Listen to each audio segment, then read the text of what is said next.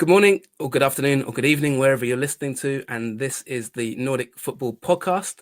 And my name is Jonathan Fadugba. I'm delighted to say that on this week's show, we have a very special guest.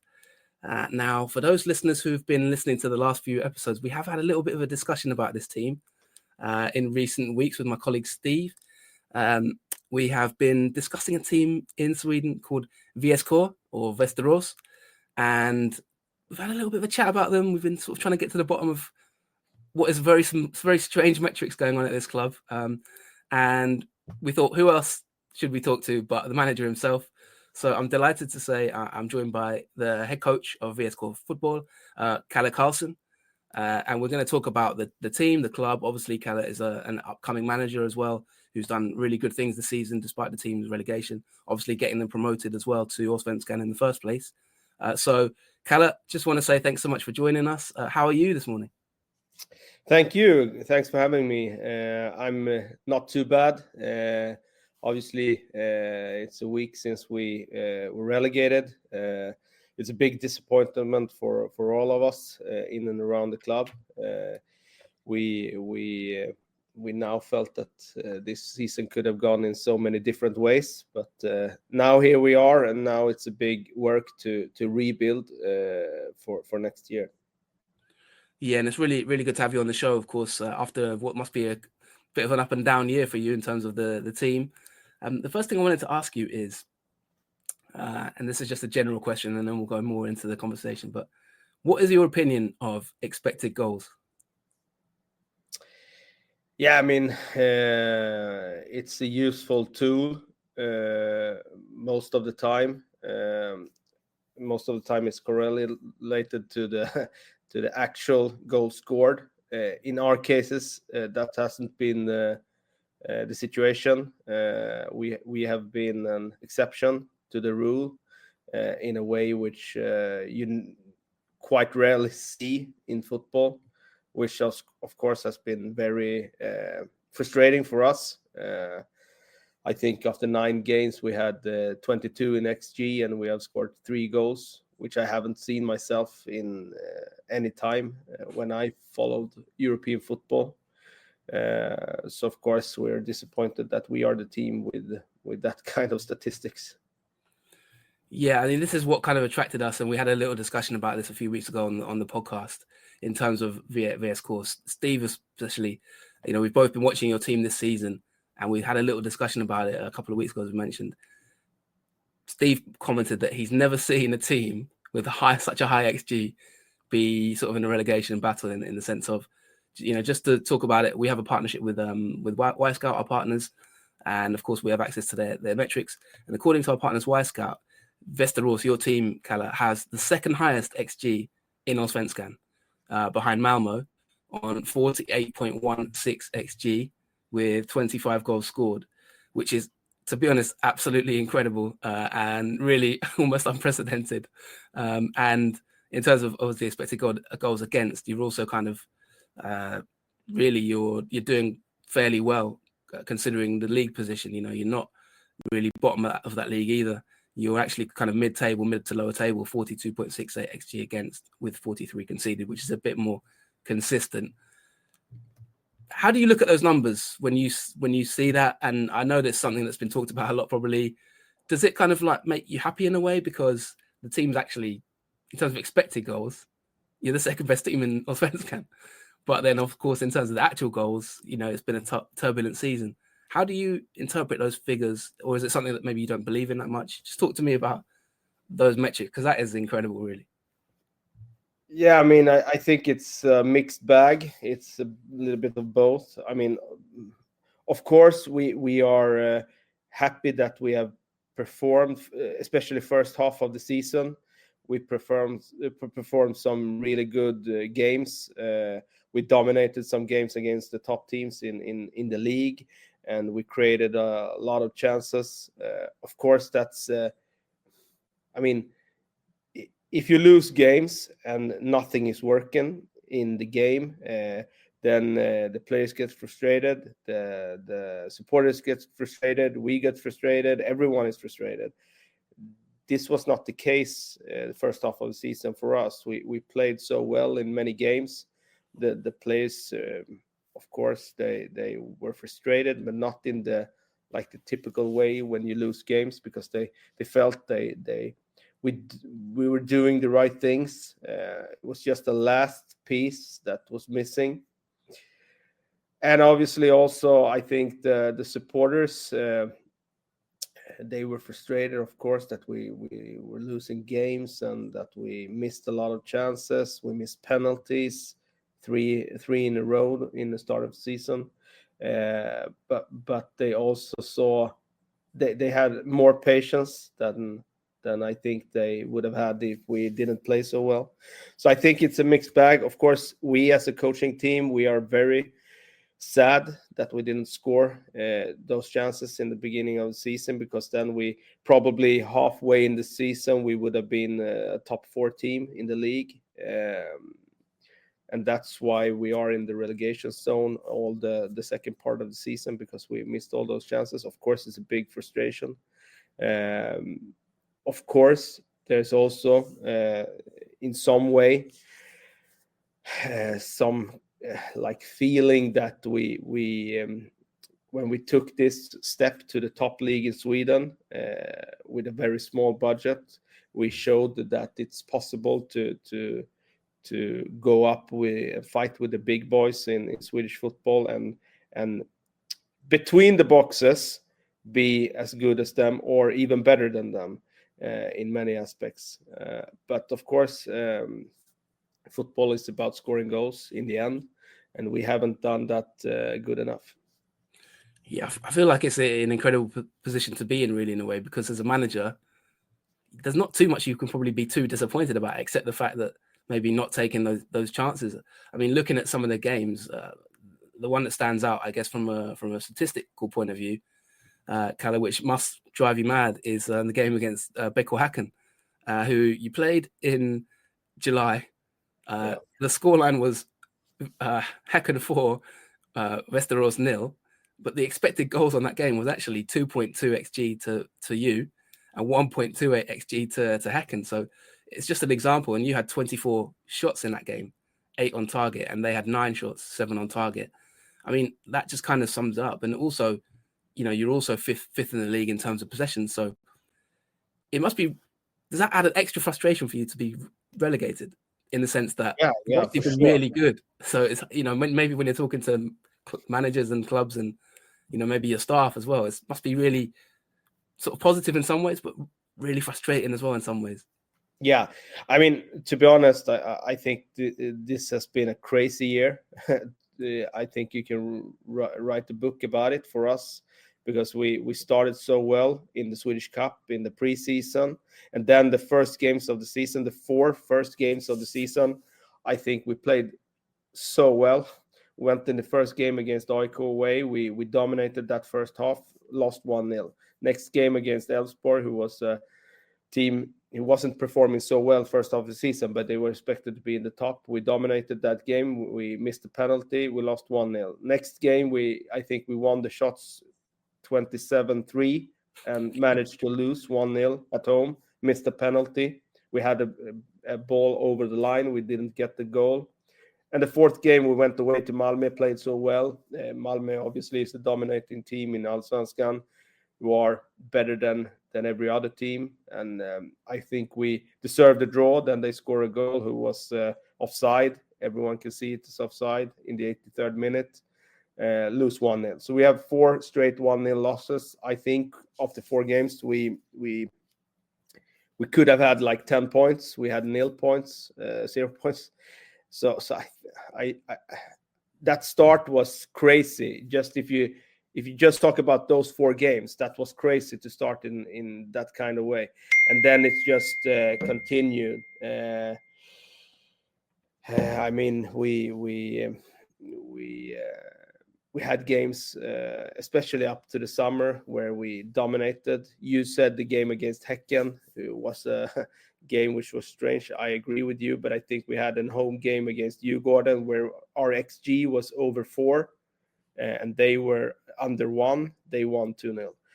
We missed a penalty. They scored on the transition 10 seconds later.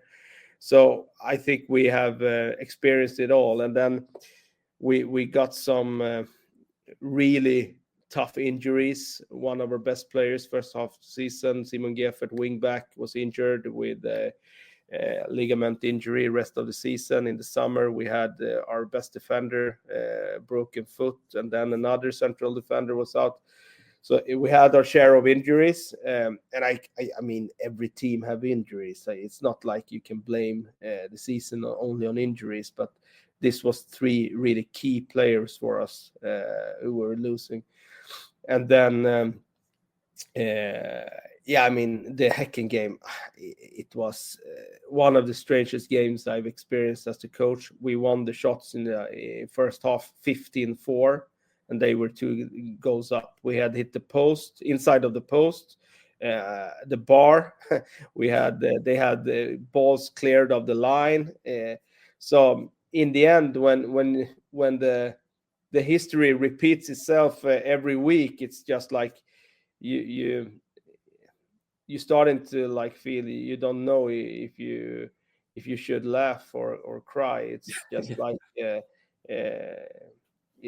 this year was not for real. It's unbelievable, really. Yeah, and even I could see the look on your face, kind of just still maybe a bit of disbelief in some ways. I mean, as you mentioned there, against Djurgården, 4.06 expected goals to 0.95, and you lost 2-0, as you say, 0.95 for diff. Unbelievable metrics, really, and that's what we talked about a few weeks ago in terms of just for you as a coach. We had a situation like this in England in the Premier League at one point, with, funny enough, Graham Potter, who was Ostersund's coach, and when he was at Brighton, there was always a lot of talk about him sort of maybe, the team's metrics were good, but they weren't maybe taking the chances. The XG was a discussion about him as a manager. What do you do when you are in that situation? Because as you just mentioned there, at some point, you probably stay positive. You want to keep, you're doing the right things, maybe underlying. But at the same time, do you ever think of like changing the philosophy? Did you ever question yourself when this is happening? Or do you, because sometimes there's a debate about, and we've had it on the podcast sometimes, about expected goals. It can even out over a season, or it will measure itself out eventually. But in this sort of year where there's a 30-game season, it's not really evened out at any one point, if that makes sense. And also it's led to you going back down to Superettan. As a manager, how did you deal with that? Did you question yourself? Did you sort of think to yourself, no, I'm going to stick with this philosophy? Did you sort of have to talk to the board? Because I imagine at the start of the season, you were probably quite optimistic, thinking this will even itself eventually. It can't continue like this. But it seems to have continued for quite a long period. How do you deal with that as a manager, and how did you deal with that with the players and what you said to people? Yeah, I mean, I think as a manager, you need to question yourself all the time. I think we done that last year also when we won the second league and we're winning all the time. I think we, in our job, we question ourselves when we winning games, because you need to do that. So for me, I question myself and the team and what we're doing all the time. But we felt, if you're talking about first half of the season, when we created a hell of a lot of chances, I think we felt like, we aren't scoring. I mean, after as I said, after 9 games, I think we have scored 3 goals. We felt that the way to score goals is not to create less chances. So we felt that to score, we need to still create chances, and we in the last games of the first part of the season, we starting to score goals. And from the summer on, of course, it was quite obvious that we needed reinforcement in the offensive department. And then you have to also know that this is a club we went into this season with a very low budget. We didn't have any money to sign any players for a lot of money. Almost all our players were free transfers on low wages compared to Allsvenskan level. So, and of course, in the end, in football, I think in the deciding moments, you depend on the quality of the players. So of course, it's obvious that if we had a couple of top quality Allsvenskan players from the start, of course would have had better chances to putting those chances away. So going into the summer, we and the board agreed that we needed reinforcement. We loaned a player from Hammarby, offensive midfielder Buda, and where we got him, I think we got that little bit of creativity, a little bit of quality, and he has scored 7 goals now, second part of the season, which is very good. And I think I don't know exactly, but I think we have scored in every game except 3 of the last 17 games we have played.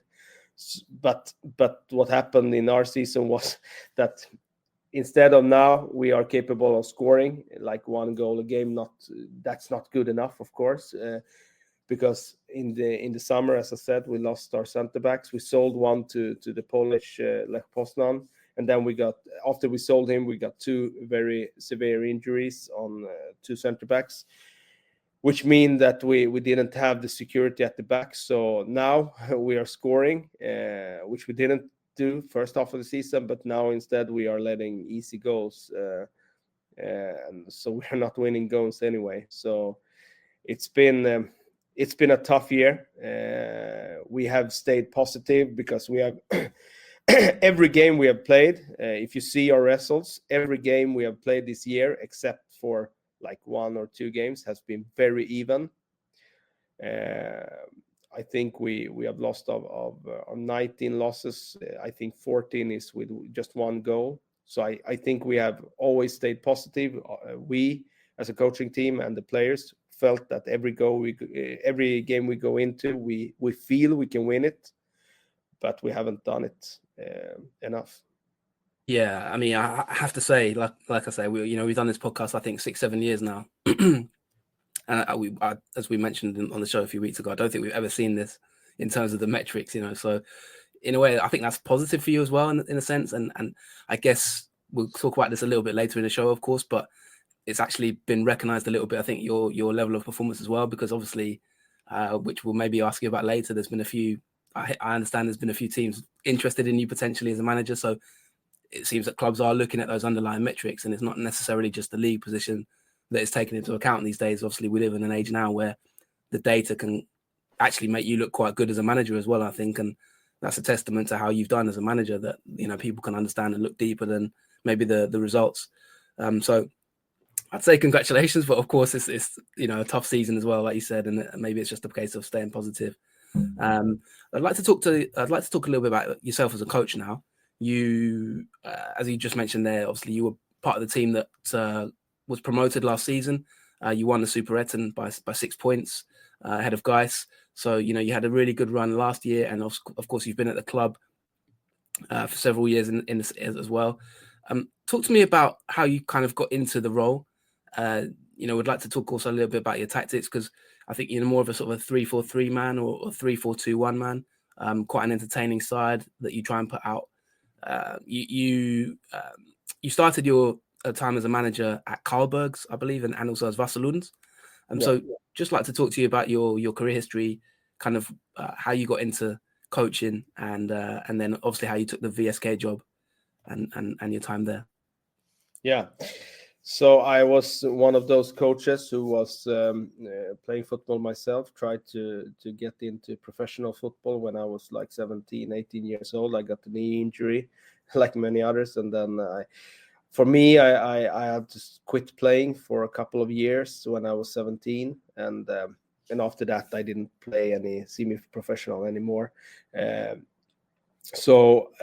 when I get back starting playing football again, I was like 19, 20 years old. And then it was like the 5th tier in Sweden. I got a role as a player assistant coach in the 5th tier when I was 20 in a senior team. And I was responsible for the reserve team that year. So that was my first experience. And then I started working evenings. In my daytime job, I was starting working nights and stuff like that. So I couldn't be involved in football for like 10 years. And then when I changed my working situation, I moved to Stockholm back then. I'm from Västerås from the beginning, and then I changed my working situation, starting working daytime. Then I got the chance to be involved again. So I started taking my friend's team, where I was playing for fun in the 7th tier in Swedish league system for 1 year. And then that team was connected to Karlberg, because that was the players who retired from Karlberg. They started playing for that team in the 7th tier. So I got the role as assistant coach in the 4th tier in Karlberg. And then in this business, things always change quickly. The manager got sacked halfway into the season. I got the role. It was like 9 games left. We were fighting for relegation. I couldn't save the team. And then I got the role for the next year. I got the chance to build it for myself. And then from the beginning, we signed 21 new players to that year. In the 5th tier, we went up. And then next year, we had a very good year in the 4th tier. We were very close in the playoff to go to the 3rd league. After that, I moved to the 3rd league to take Vasalund. I was there for a year. The club wanted to change me from head coach down to assistant manager, and then I left Vasalund after that, going back to Karlberg. I had 2 good years there where we fight to go into the 3rd league in the playoffs those years. It's a very tough playoff going from the 4th league to the 3rd league in Sweden. It's very tough to go there through the playoffs. So we missed it 3 times out of 3 years I had with Karlberg. After that, I got the chance to move back to my hometown city, to VSK as assistant coach. So I worked as assistant coach here in VSK for 1.5 years. And then again, the manager got sacked in the summer. It was August 2021. And then I got the role as head coach. And then I had that for 1.5 years as head coach. And then the sporting director left his position. And then the club wanted me to be the manager and also take responsibility for player recruitment. So since 2 years, I had the role as manager. So I have a responsibility both for coaching the team and also player recruitment. Yeah, it's really, really fascinating history, and it's sort of emerging trend these days, isn't it, in football? So a lot of sort of young upcoming coaches tend to maybe have played and maybe had an injury or had bad experience. So it's quite a common club you're part of there, in that sense. But one of the things I wanted to ask you, I mean, there's a lot of different areas that we can go into on that, and it's really, really interesting. I've recently, as I mentioned, just been completing my master's degree in football business, and in that sense, there's a lot of different modules. There's a module, for example, on leadership, strategy, football, kind of behind the scenes at football, becoming a football executive, recruitment, and many different areas, marketing as well. There's other business sides of it. So I wanted to sort of maybe based around that, since I've just literally finished it, it's given me like ideas in terms of leadership and things. For you as a leader, what do you think makes a good leader from that point of view? Because for you to be promoted, for you to have come into football the way you have to have a bit of leadership about you, maybe a bit of self-reflection, understanding yourself as a person. What do you consider good leadership in your eyes, and what are the attributes of a good leader in your opinion? Yeah, I mean, obviously there are different leadership styles, and I think you need to be authentic to yourself. What works for one leader is not working for another. So I think everyone has to develop their own style. So it can be different, but I think a good leader is a person who can make people following the leader, believe in the leader's ideas, and also a person who can be able to help people grow. I think developing the individual players in this case the human beings, and also develop the collective is probably the most important part. Then of course it's very complex to do those things, but I think I know that Julian Nagelsmann has said that to being a football coach is 30% tactics and 70% social competence. I think I agree on that. I think being a person who can handle human beings in different situations, I think that's key. And in terms of your own leadership style, you said, obviously, as you've acknowledged there, which is a good point, there's many different types of leaders. What kind of leadership style would you say you go for in that sense? Obviously, you're a player developer. You have to be sometimes maybe a parent in a way. Sometimes you have to be the teacher. You know what I mean? Maybe telling players off. What would you say? How would you say you've developed your own leadership style? How would you describe your own leadership style? And or maybe if the players were to sort of speak about it, like how would they describe you? Maybe. Yeah. But I guess the best answer you would get if you ask the players that I've had during the years.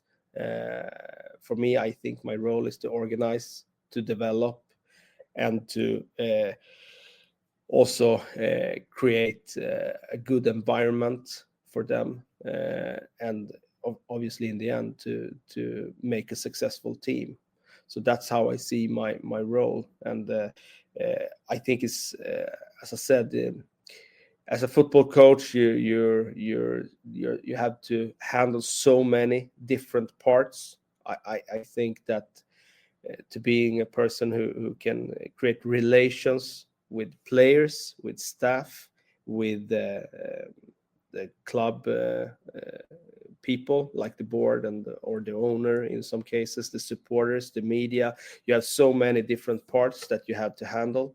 So I think the way of communicate is very important in the role. Probably paramount for a coach who want to survive in the role for more than the average of 1.5 year average cycle. So my style is to be I hope I'm a leader who creates a good environment for the players where they can grow, and obviously you need to be able to both be the one who take hard decisions, but also be the one who sometimes be the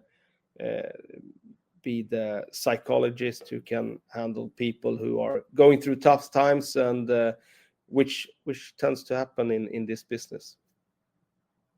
Would you say that as a young manager, relatively young manager, it's becoming a younger game these days, obviously, but as a young manager, was there a moment maybe, because you've had a rapid rise, from, like you say, lower tiers, 3rd division, 4th division, even like it's a part-time. I mean, Västerås is kind of 60 miles or so from Stockholm. So, you're not too far away from that area. And as you said, you sort of started it, even you had a day job or you had a job as well that you had to balance. And then you've kind of grown, into this manager now. Then you've gone, like you said, been an assistant. Then you've sort of taken the full-time job, won the league, gone into Allsvenskan, which is, a bigger environment, bigger stage, playing in front of big teams, big crowds. Was there ever a moment in your career where you kind of thought to yourself, yeah, you know what, I'm quite good as a manager and, I've got the potential to take this further? If you get what I mean, sometimes there could be doubts. Do you have a moment clear in your mind where you started to think to yourself, no, this is for me, if you know what I mean? Was there ever a moment like that? No, I don't think I had that kind of moment. I think that from a very early age, I was interested in being in a role where I were coaching people. Ice hockey is a big sport in Sweden. The two biggest sports here is football and ice hockey. And I played ice hockey up till I was 15 years old, and I started out as a coach in ice hockey when I was 15. So I from an early stage I had that kind of interest to work with people and develop players. So I don't think I've had that kind of moment. I've always seen myself from an early age being in a role working in a club, and then you don't know in which role it will be, but I've always seen myself working in some role, some capacity in a club. Very interesting, Kalle. And talk to me about tactics, because as we mentioned there, you're kind of maybe more of a 3-4-3 man. Your style is quite dynamic. We've talked about the expected goals. The team is quite entertaining. How would you describe your sort of philosophy as a manager? Is it something that you look for control of a game, possession? There's different kinds of ways of playing these days in terms of the press, controlling the ball without possession at times. Some managers try and do that. How would you personally describe your own managerial philosophy? I know it can change, and sometimes it depends on the squad you have, but underlying that, how would you describe your managerial philosophy and tactics? Yeah, I mean, firstly, I want to say that my philosophy is to do the best of the resources at disposal, which means that I don't have I need to play this certain style, I need to play that certain formation. For me, it's football is fascinating in a way that one player can work in one club and then he transferred to another club and he's not working there. I think it's because the game is so complex. The football is about to use the players and in the best way possible, which means that every individual need to be doing use their best abilities as much as possible, but also to hide their weaknesses as much as possible. And then you need to create a system who do that in a good way. And some years you have that kind of balance in the team where you manage to do that with every player. I think we had that 2023 when we won the second league. I think we had a team where we could hide some weaknesses of some players in a good way due to the way we played. I mean, we created a system where the players who were quite bad at pressing, they had easy roles. And then we had a player who was very, very good at pressing. He had a very difficult role. Not many players could handle that kind of role he had. But we had that player, we could use him in that way, and then the team was gaining from that. For me, I've always, my ground philosophy is to be a manager who have a fun, offensive style. All my teams have played quite entertaining football, to be honest. But it's not like I have to do it. I mean, if I take a team who are a bottom team and I don't have the players to play that way, I'm not afraid to play like a counter-attacking style. I would do it if that is the task to save a team and playing another style. I would do it. And then, of course, your question is why didn't you do that with Västerås this year, because you are going down. I think that if you're creating chances in the way we have done, it's not so much reason to change our way of playing. If we create more chances than our opponent, and obviously they are scoring more goals than us, and winning games has been tough for us. But I don't think winning games for us, the way of winning more games, I don't think it's logical that we should play in a way that we create less chances and the opponent creates more chances. So that's why we haven't make big difference to be a team this year that plays a low block and just go counter-attacking style. But we changed our way of playing this year. I mean, in the second part of the season, we played much more direct than we played in the first half of the season before we got those kind of injuries we had and before we sold a couple of players. We played very possession-based football. This second part of the season, we have played much more direct up to a target man and then winning second balls. So we have adjusted our style. This was a long answer. you said I'm a 3-4-3 man. Yes, we have played with a back three here at Västerås for many years, but that was not my decision. Actually, it was the former manager. When I arrived here as assistant coach, he decided he wanted to play back three. And then the squad was built around having many center backs in the squad. And for a team like us, we had a very low budget, even in the second team and in second league. So we didn't have any money to like rebuild during one transfer window and change that. No, we had to build from what we had. And then I think the best way of using the squad we've had during these years has been to play back three. That doesn't mean that we'll do it in the future, but for me, the formation is not the important thing. For me, it's more the principles. If you want to be attacking, have an attacking style, then that's the main principle. And then the method you use, it could be playing a back three, playing a back four. It's up to the players you have. Yeah, it's really fascinating. And as you mentioned there, you're not maybe wedded to one style. Maybe it depends what you have in the building, in the squad. There's a lot of talk, for example, at the moment in England about Manchester United and Ruben Amorim coming in, and you talked about that personal side and also hiding the weaknesses of the players, in terms of, maybe the players might not necessarily be bad, but they might have areas they're not good at. And it's obviously a coach's job to try and figure out how can you hide those weaknesses, as you've mentioned, which is a really good point.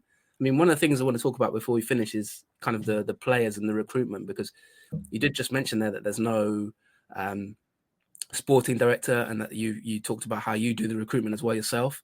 And it's been probably maybe a sign of Västerås success. I mean, when you were promoted, it was the first time the club was in Allsvenskan since 1997. So, more than 20 years, I think, for returning to the top division of Sweden. And if you look at the player sales, as you've mentioned, you've had to deal with what players that you have in the building. You've obviously sold Alex Douglas, Marcus Linde is leaving, I understand as well, and Patrick Osland as well to Djurgården. And the reported fee for those players was about 40 million SEK in terms of incomings. You've also got some quite interesting players in the squad. I mean, I quite like Alexander Varnerud, for example, who's a wing back, a 19-year-old who I think has had a really good season. There's some quite exciting young talents there. Do you look at that as a sign of success for you, that obviously you've managed to progress those players? I mean, Linde, there's a lot of talk about him as well as a sort of player with some ability. Is that something that you consider as a success as well in the sense of sales? And how difficult is it for you to do the recruitment as well as the coaching, if you know what I mean, at a club like VSK, having to have the responsibility for both? Yeah, I mean, we see that as a huge success. Before I got into this role, I think the club record sale was like maybe through 200,000 euros or something for a player. So this club hasn't had the history of selling players for big amounts, and we have the philosophy here has been to, because of our small wallet, we only had the possibility to bring in players for free transfers. Then we have looking for younger players in the lower leagues. So the squad we took to Allsvenskan was a squad that mainly was from players from the third league. Yes, I think the only way for a Swedish club to get successful is to get more money. And the way to get more money, because we have the 51% rule, probably we have been talking about that on the show before. We can't have like Roman Abramovich coming here and just fund players, because there can't be any private investment in the way that they can own the club. Of course, private persons can fund the signings, but they won't do it if they can't be the president. So the only way of getting the best way of getting more money is to sell players, and we have managed to do that now in a way that makes a situation for this club, which I hope that this club will be financially stable for the next 10 years thanks to this. and hopefully that will build a platform for the club to be successful, because now we have money to reinvest in more players, and hopefully we can develop them, and they can probably in the future be new selling assets. So I think that is one of the things that really has been successful during the last 2 years here. Do you work then with a team of scouts, or how do you do the recruitment? You know, the model of recruitment for you as a club. How does that work for yourself? Because obviously, as you've mentioned, you've had to kind of maybe recruit yourself without a sporting director. How do you manage that process at the club? Can you just talk to us about staffing and how you do that? Yeah, I mean, these clubs in Sweden, I mean, historically we are a club who has played in the second league 5 years before we went to Allsvenskan. Before that, we played 14 years in the third league. I don't think the British people who follow in this podcast understands how small the organizations are for Swedish clubs competing in the second league. We don't have a scouting team or anything like that. We have done everything ourselves. It's me, I'm the manager, my assistant coach Alexander, and my also assistant coach Oscar. We have done all the scouting of players, mostly me and Alexander. So we have done that ourselves, and that is Y Scout scouting. We live our lives in Y Scout. So every player we recruit is video scouting in Y Scout. And then of course we have trial players, but we don't usually sign players from trials. But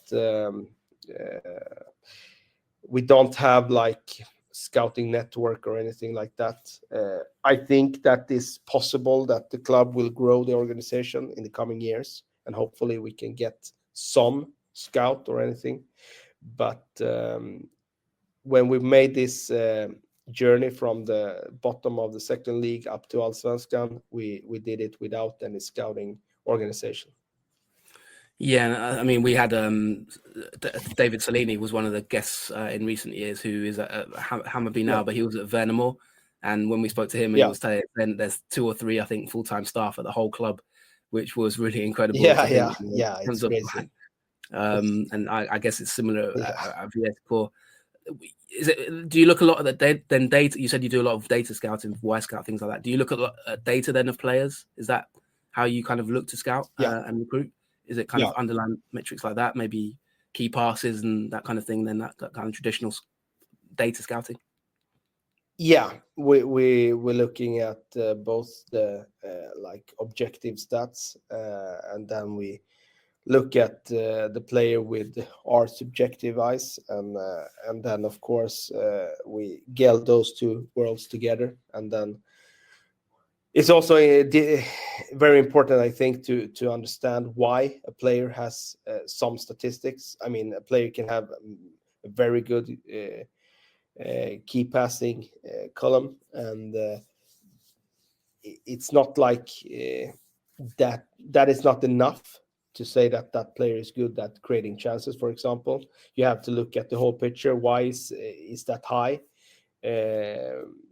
And also the other way around. It could be that the player has very good stats in many departments, and then he doesn't have many key passes. Then you have to look at why does this player doesn't have many key passes. Is it because of the playing style of the club, where the players around him, or it could be different things. So you always have to put the stats in perspective, and have to have an idea or understanding of why is that statistics either very good or not good enough. And sometimes we have signed players here who hasn't had good stats. Sometimes we have signed players who have good stats, and I mean, it's so complex, I think, to sign the right players. It could be a player with good stats or not performing in his next club and not working, and it could be the other way around also. Yeah, absolutely. And it must be a challenge in balancing it. I mean, the signing of Buda was a good signing, for example. I was in Gothenburg for the IFK Hammarby game several weeks ago, obviously, Yep. and they have a lot of players in their squad, Hammarby, and to get him was probably quite good for the club. He's been quite successful. So that was an example of quite good scouting, I suppose, managing to get him in. Just a few more questions before we let you go. Thank you so much for your time, Kalle. Obviously, you've been very giving with your time, which we appreciate. Wanted to ask you firstly about to me, this is something I've not really seen before, and I said it to Steve last night. We had a recording last night, and we talked about. Obviously, I mentioned the potential of this interview, and for me, when we were trying to find you, track you down, and get you on the show, I was on the VS Core website. And in the section of on the club website, there's a section about the values and the club's values and their philosophy, basically. And I was saying that I don't think I've ever seen this before in definitely not. I don't think in Sweden and even in England, a really sort of like clear, detailed kind of sort of about the strategy, the long-term strategy of the club. So there's a section on the website, Kalle, I'm sure you're fully aware of it. There's a 6-stage strategy, which starts in 2018 and it goes up all the way to 2035. Now, as I mentioned, one of the modules on my course was about strategy and organization. So I really love this. I was like looking at it and thinking this is great. But obviously, some people might look at it and, I'm just going to read the sort of 6th part of the strategy, which is in 2033 to 2035, it says, Phase 6, after years of hard work and toil and love for the county's team, VSK wins the SM Gold. VSK Football is allowed to play Europe in the game in the city's new arena. We reach Europe with both the men's and women's team, and we win the double SM Gold. The academy is competing with the largest teams in Europe, and clubs come to VS Core to take part in the journey that the club has made in the last 12 years. And each phase is detailed. And this is a proper detailed page, by the way. It's not like a small strategy. The strategy started, as I say, 2018 to 2021. We're currently in the 2024 to 2027 phase, which is phase 3. And in that phase, it says we should be ready to take the step towards Svenskan, which you've sort of done, and Elite 10 for the ladies. Do you have any role in this strategy, Kalle? And can you just talk to me a bit about the club? Because to me, that's like unique. And as I say, as someone who's just studied strategy for like the last year or so, I found it really fascinating. But at the same time, it could maybe add pressure, or it could be seen a bit unrealistic maybe by some. I mean, when I told Steve, obviously that was the goal, he kind of laughed about the idea of winning the Allsvenskan. But why not? Like Ostersund, I said if you said Ostersund would beat Arsenal 12 years ago, probably people would laugh at you then as well. So talk to me a little bit about that and what role you play in that and your thoughts, please. Yeah, I mean, I have nothing with that at all to do with that. Actually, I think it was the former board who wrote this, and the former board with their chairman did a lot of good things to make the economic situation in the club stable, because we were in a bad economic situation back then. I think this kind of document was a little bit over the top, to be honest, because I think the situation around the club changes so quickly. So it's so difficult to like look in the future. You can make a plan for 1 or 2 years, not more. I think the board we have now have a 3-year plan, which they are working around. And in that 3-year plan they made, there wasn't to go to Allsvenskan the first year. So I think they have been forced to change that 3-year plan a little bit. But I think that the board now works with that 3-year plan. So I think that plan they had before, I think that has been thrown in the garbage now. I wasn't aware that it was on the homepage now. Still was on the homepage now. Yeah, still on the website. To be honest, I think it's not realistic to talk about SM Gold for a club like VSK. We have played 5 years in the top league in our 120-year history. And now we have Malmö with 80 million euros in the bank. I don't think that's realistic. I don't think it makes any sense to talk about it. I think you should look more in the like what we're gonna do the next year and maybe the year after that. But then you never know how quickly things change. So it's difficult to look more forward than that as a club. Yeah, and football, as you mentioned, is quite a short-term game in some ways, isn't it? It's hard to sort of plan 12 years or ahead, or 20 years strategy. But it's good to get your thoughts on that. Maybe someone at the club, I quite like it still being there, but maybe they need to sort of look at that, because obviously it's still on the website, and as you mentioned there, maybe it's the previous management who were in charge of that. In terms of football being a short-term game, of course, that does lead me back to yourself and the rumours we can't sort of ignore. This, in the sense of, obviously you have a contract till 2025, I believe, but there has been a little bit of talk about you as a manager. One of the interesting things at the moment, obviously, that we're seeing in Sweden, since we've started this podcast, it's growing a lot even more. I don't know what role we play in that, if we maybe have had some part, but look at sort of Jimmy Tellin. He's obviously at Aberdeen at this moment in time. He was at Elfsborg for many years. Before that, he was at Jönköping around the time we started this show.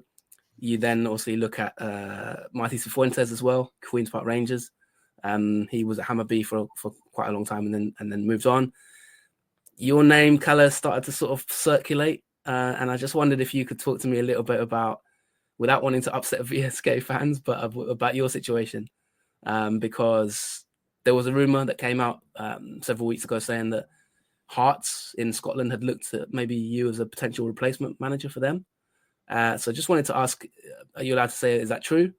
And of course, how do you look at your own future? There's been some rumors in terms of maybe clubs in Allsvenskan interested in you. What can you tell me? What can you tell the listeners, sorry, about that? Is there any truth in the Hearts rumors? And how do you sort of reflect on your own personal development to this point, if that makes sense? Yeah, I mean, obviously, I can't mention any clubs or stuff like that. But I can confirm that there's been interest from clubs from other countries, which I think is very exciting when you are the bottom team of the table. I think you mentioned it before that football has gone in a way that clubs are looking at the underlying statistics to maybe find players and now also coaches who are doing probably they play in a way which should get more points or more wins, and they look at that more today than they did before. So for me, it's been flattering that clubs from other countries has seen that we have some good stats here, but it's not like I'm thinking about that now. And I have a contract with the VSK, and I've started to work now to rebuild the squad for next year here, and then you never know what's happening in the future. So that's pretty much what I can say. So no comment on the Hearts rumor, which is interesting. No, I don't think I'm the one who should comment on certain clubs or anything. Yeah, that makes sense. I mean, if I may ask, do you think your next role would be, as you mentioned, there's been some interest from abroad? Do you think that your next role, if we look past 2025, would be in Sweden? Or are you attracted by the idea of potentially moving abroad one day? You've got very good English, of course. Are you attracted potentially by moving abroad, or would you say that your next role might be to stay in Sweden, or you're not sure? Yeah, I mean, I think for everyone in this business, for any Swedish coaches, it would be a dream to be working abroad someday. It's not something I think very much about, but obviously when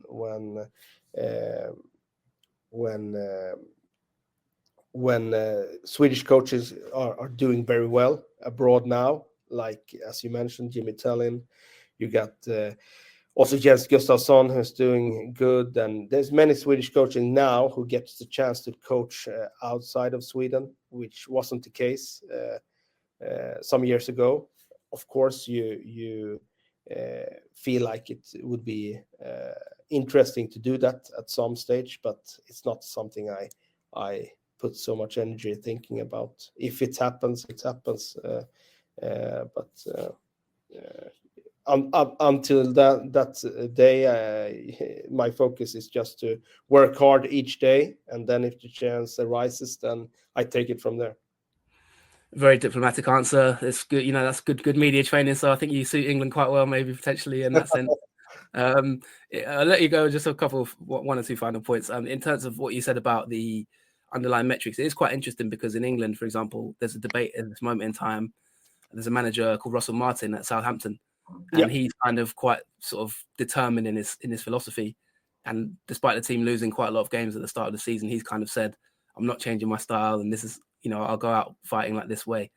And it's funny because in the past, obviously, there might be pressure on his job, but in effect, it's sort of changing a little bit in terms of clubs are looking at him and thinking, well, maybe if it doesn't work out for him in Southampton, he could actually get a bigger job where the philosophy, it seems as though maybe ownerships are looking more now at expected points and the actual style of play as a positive, even if you're losing, because it could reflect that maybe at a different club in a different environment, you could perform. So that's a really interesting debate, but obviously not one for today, but obviously there's some parallels there with how things have gone for you at VSK this season, I think.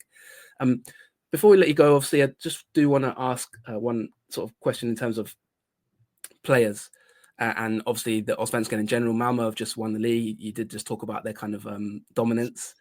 Is there any sort of managers that you look up to in Allsvenskan or in general in football around Europe that you kind of look up to? And also, what have been your thoughts of Allsvenskan this season in terms of maybe players that have stood out for you or even within your own squad?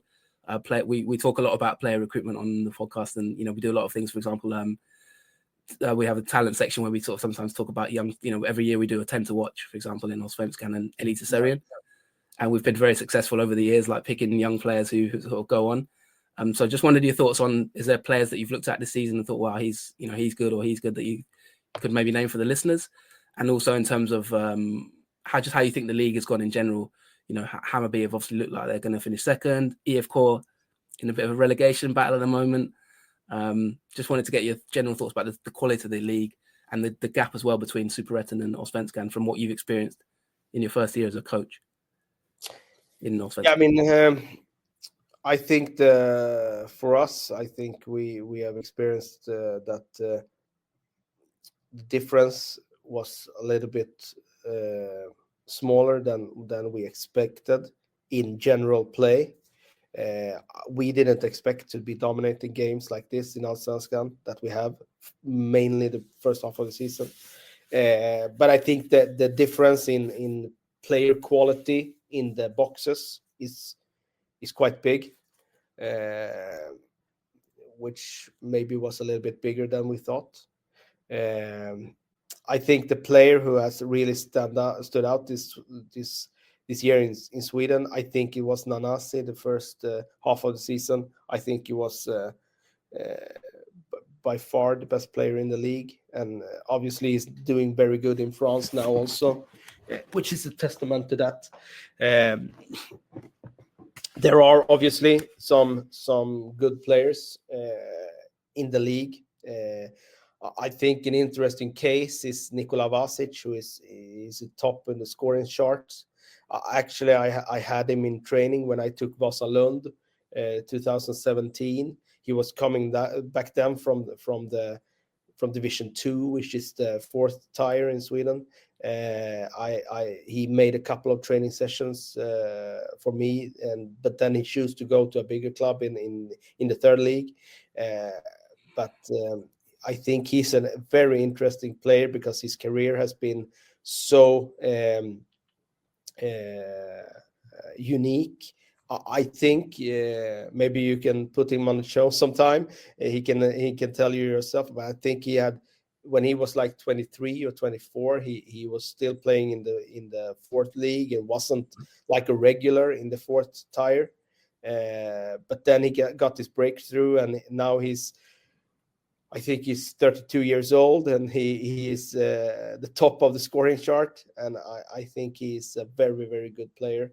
Unfortunately, he's not 21. If he was 21, he would get a big move to a big club in Europe. But I think he's a good story. And obviously, I think that there are some interesting players. Not like it's not easy to name drop them all, but I think there are some really good young players also in Allsvenskan who will get moves to bigger club. I think Nusa of Häcken is a very good player. I think there are some more who will. Basu, of course, of Hammarby. Which there has been a lot of talk about, is probably a player who will end up at a big club in a very short space of time. So there are a few.